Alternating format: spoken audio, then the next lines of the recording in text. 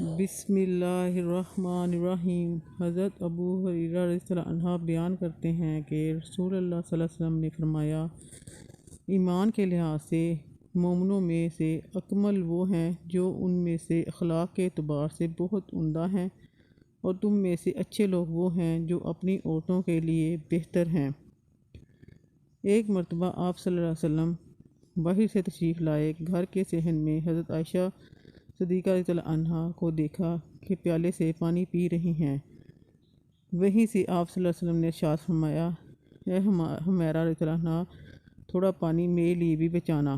غور فرمائیں، بیوی رضی اللہ عنہا امتی ہیں، شوہر نبی کریم صلی اللہ علیہ وسلم ہیں، برکتیں نبی کریم صلی اللہ علیہ وسلم کی ذات کے ساتھ ہمیشہ وابستہ ہوتی ہیں، مگر سبحان اللہ، آپ صلی اللہ علیہ وسلم اپنی رفیقہ حیات رضی اللہ عنہا کے بچے ہوئے پانی کو پینا چاہتے ہیں۔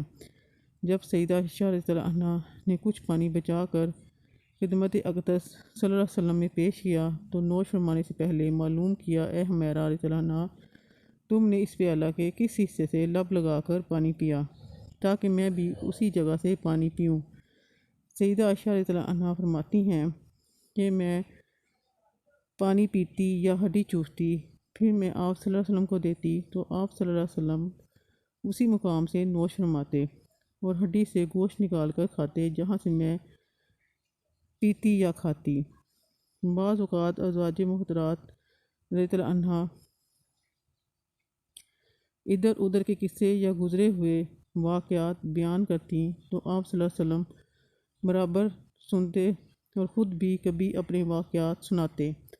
کھانے پینے میں ازواج محترات رضی اللہ عنہا کو کوئی روک ٹوک نہیں تھی، جو دستیاب ہوتا اس میں سے جو چاہتی کھاتی اور جو چاہتی پہنتی۔ اس زمانے میں ہاتھی کے دانتوں کے زیورات کا رواج تھا۔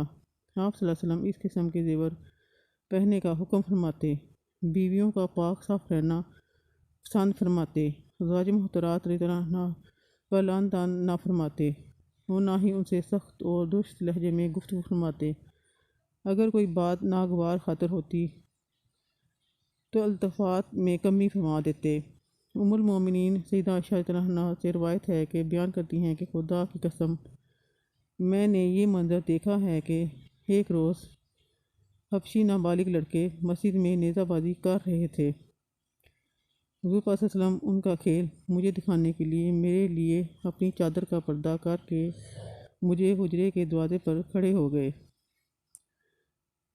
جو مسجد میں کھلتا تھا۔ میں آپ صلی اللہ علیہ وسلم کے کاندھے کے درمیان سے ان کا کھیل دیکھتی رہی۔ آپ صلی اللہ علیہ وسلم میری وجہ سے مسلسل کھڑے رہے یہاں تک کہ میرا جی بھر گیا اور میں خود ہی لوٹ آئی۔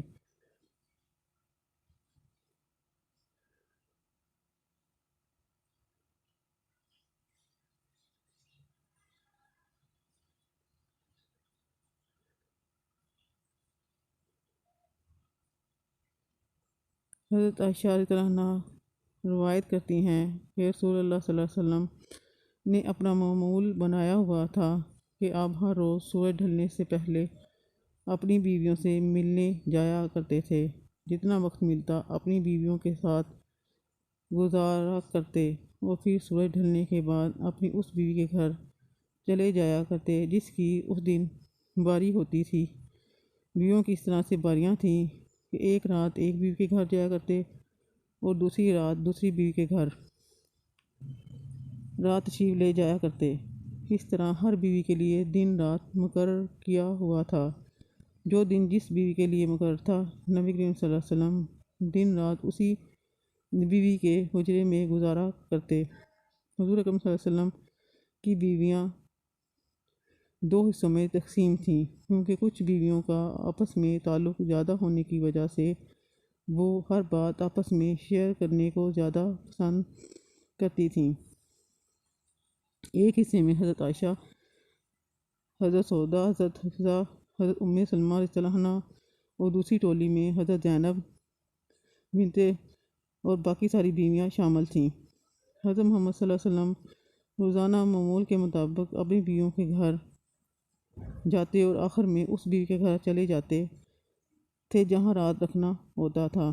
یہ وقت ایسا آیا کہ نبی کریم صلی اللہ علیہ وسلم حضرت زینب رضی اللہ عنہا کے گھر زیادہ وقت گزارنے لگے تو دوسری بیویوں نے محسوس کیا کہ نبی کریم صلی اللہ علیہ وسلم ہماری نسبت حضرت زینب کے پاس زیادہ وقت گزارتے ہیں۔ ایک دن سب اکٹھی ہوئیں اور ایک دوسرے سے معلوم کرنے لگی کہ کیا وجہ ہے کہ نبی کریم صلی اللہ علیہ وسلم حضرت زینب کے گھر زیادہ وقت گزارتے ہیں۔ تو معلوم ہوا کہ حضرت زینب رضی اللہ عنہا کے گھر کسی رشتہ دار نے شہد تحفہ بھیجا ہے اور حضرت زینب رضی اللہ عنہا وہ تحفہ روزانہ حضور اکرم صلی اللہ علیہ وسلم کی خدمت میں پیش کرتی ہیں، جو کہ نبی کریم صلی اللہ علیہ وسلم کو شہد بہت زیادہ پسند ہے۔ اس شہد کو مزے مزے سے پینے میں نبی کریم صلی اللہ علیہ وسلم زیادہ وقت لگا دیتے تھے۔ اسی وجہ سے حضرت محمد صلی اللہ علیہ وسلم زیادہ وقت حضرت زینب کے گھر گزارتے۔ حضرت عائشہ رضی اللہ عنہا حضرت سعودہ رضی اللہ عنہا اور حضرت حفصہ رضی اللہ عنہا کے پاس تشریف لائیں اور فرمانے لگی کہ حضرت محمد صلی اللہ علیہ وسلم حضرت زینب کے گھر زیادہ وقت لگاتے ہیں، اسی وجہ سے ہم نبی کریم صلی اللہ علیہ وسلم کے وقت سے محروم رہ جاتی ہیں۔ کوئی ایسی بات بتاؤ جس کی وجہ سے محمد صلی اللہ علیہ وسلم حضرت زینب کے گھر وقت کم دیا کریں۔ انہوں نے آپس میں یہ سوچا کہ نبی کریم صلی اللہ علیہ وسلم ہمارے پاس آئیں گے تو ہم سب نبی کریم صلی اللہ علیہ وسلم سے ایک ہی بات کہیں گے کہ نبی کریم صلی اللہ علیہ وسلم آپ کہاں تھے، اتنی دیر ہو گئی، ہم آپ کا انتظار کر رہی تھیں۔ جب ہی نبی کریم صلی اللہ علیہ وسلم اس کا جواب دیں گے تو ہم سب یہ کہیں گے کہ اے اللہ کے نبی صلی اللہ علیہ وسلم، اے اللہ کے نبی صلی اللہ علیہ وسلم،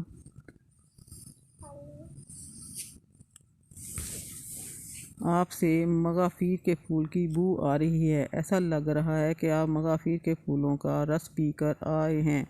نبی کریم صلی اللہ علیہ وسلم کی یہ عادت تھی کہ آپ کو کسی قسم کی بھی بو بالکل پسند نہ تھی، آپ سے ہمیشہ خوشبو ہی آیا کرتی تھی۔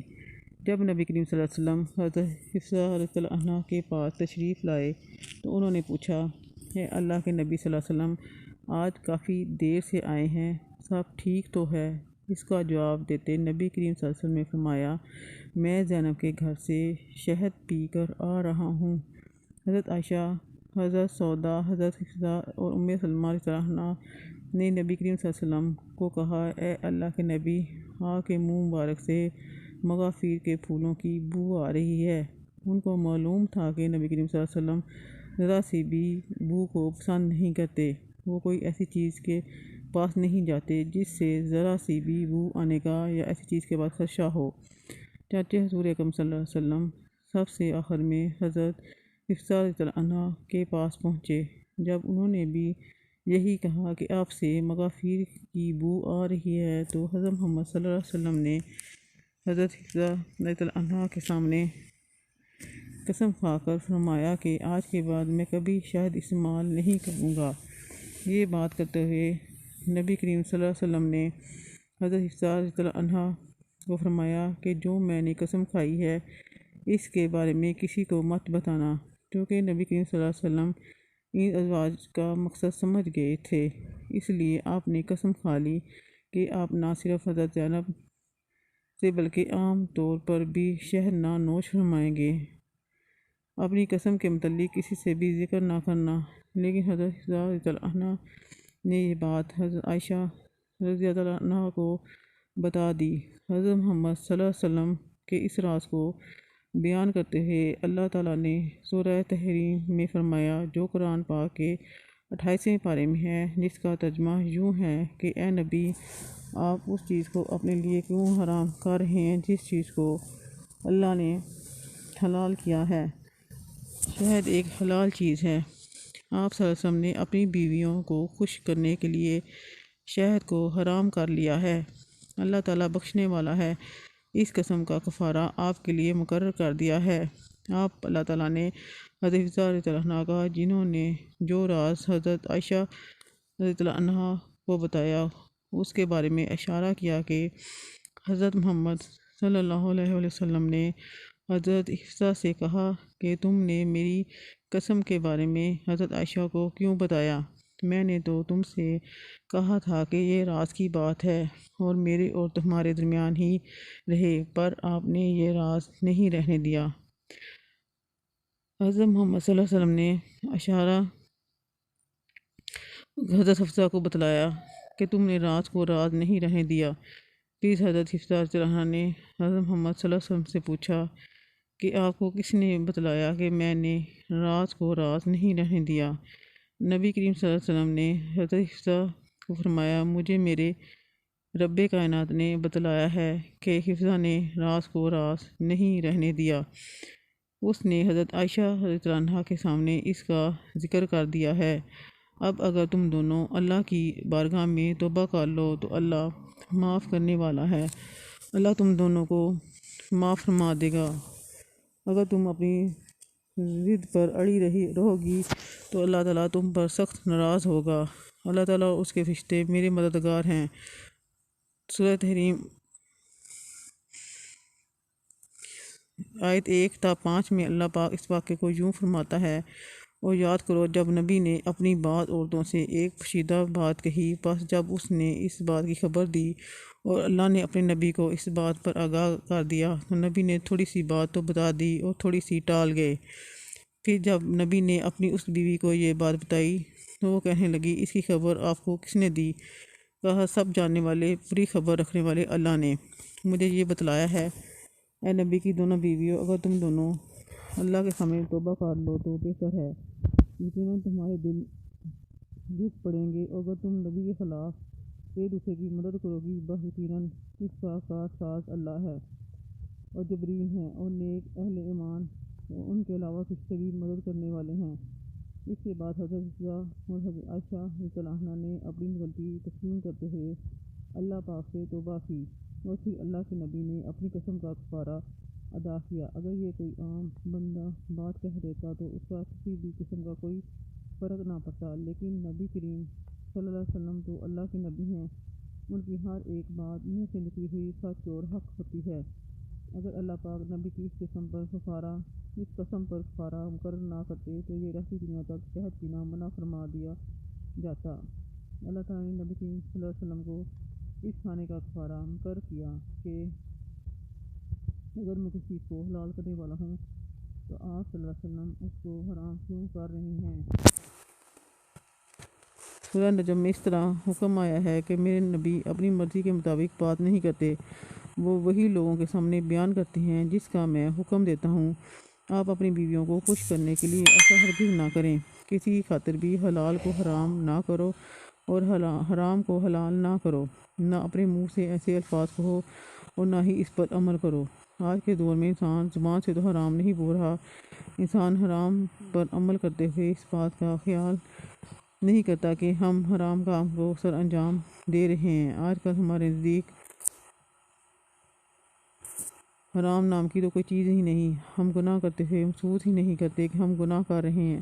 اللہ پاک سے دعا ہے کہ اللہ ہمیں نیک کام کرنے اور برائیوں سے دور رہنے کی توفیق عطا فرمائے، ہمیں نبی کریم صلی اللہ علیہ وسلم اور ان کی پاک آل سے بے پناہ محبت عطا فرمائے، آمین۔